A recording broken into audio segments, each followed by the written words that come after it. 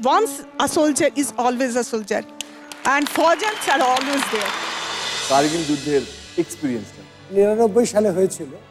আমি তখন জম্মু কাশ্মীরের সুন্দরবনীতে পোস্টেড। ওখানকার যে লজিস্টিক্স যে ব্যাপারটা, সেখানে সব কিছু থাকে, যেমন খাবার, তেল, যুদ্ধর গোলা বারুদ, এই সমস্তটা মিলিয়ে বলা হয় লজিস্টিক্স। তা আমি ছিলাম সিও, মানে কমান্ডিং অফিসার, সাপ্লাই ডিপো।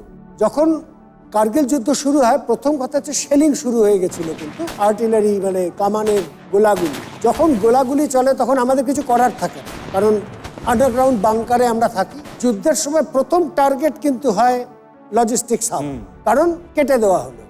এরপরে আর না যুদ্ধের গোলা বারুদ যেতে পারবে, না তেল যেতে পারবে, বা খাবার দাবার যেতে পারবে। তো চলতে চলতে একটু লাল পিরিয়ড হয়, তখন একটু ওই কারুর কিছু কোনো ক্ষতি হলো কিনা, কি আমাদের স্টোরের কিছু ইয়ে হলো কিনা।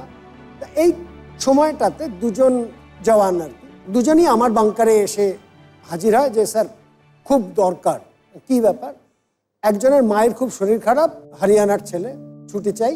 আর আরেকজন বাঙালি, তার বোনের বিয়ে, ছুটি চাই। বললাম যে এখন কিছুই সম্ভব না, আমি গ্রান্ট করছি, কিন্তু কবে দিতে পারবো, কবে তোমরা যেতে পারবে, দ্যাট উইল ডিপেন্ড যে সিচুয়েশন কিরম হচ্ছে তার উপর। ওদের ছুটি স্যাংশন হয়ে গেলে ওরা খুব খুশি মনে উপরের দিকে উঠেছে। আমার বাংকার থেকে ওপেন গ্রাউন্ডে সঙ্গে সঙ্গে সেলিং শুরু হয়ে যায়, এবং সেলিংয়ে ওরা দুজনেই স্প্লিন্টার উন্ড এবং স্পট ডেড, এবং ওই দুটো ডেড বডি আবার গড়িয়ে আমার কাছে।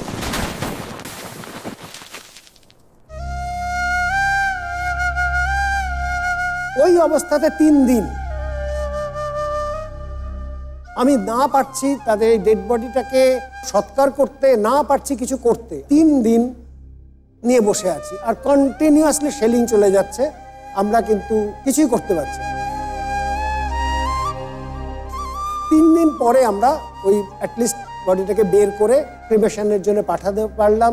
ঘরে খবর, এমনকি ঘরেও খবর দেওয়া যাচ্ছে না, কারণ কি করে দেব, মানে it is a very helpless condition, but it's all life.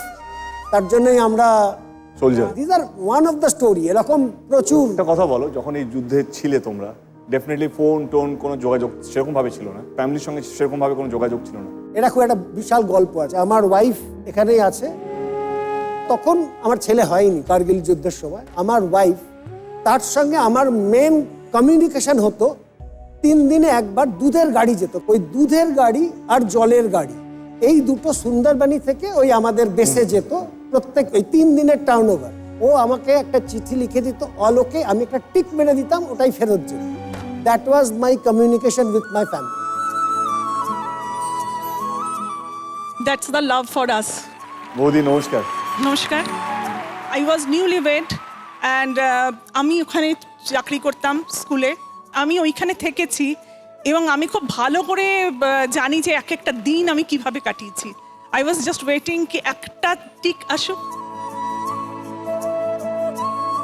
30 years we are married and I'm a Faujan.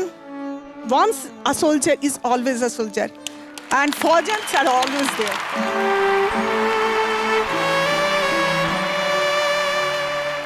বৌদি থ্যাংক ইউ সো মাচ, কারণ এই স্যাক্রিফাইসগুলো কেউ দেখতে পায় না, বুঝবেও না। এই যে একটা টিকমার্কের ভ্যালিউ, প্রত্যেক দিন অপেক্ষায় থাকা, আমি আছি। থ্যাংক ইউ দি, থ্যাংক ইউ সো মাচ এখানে আসার জন্য।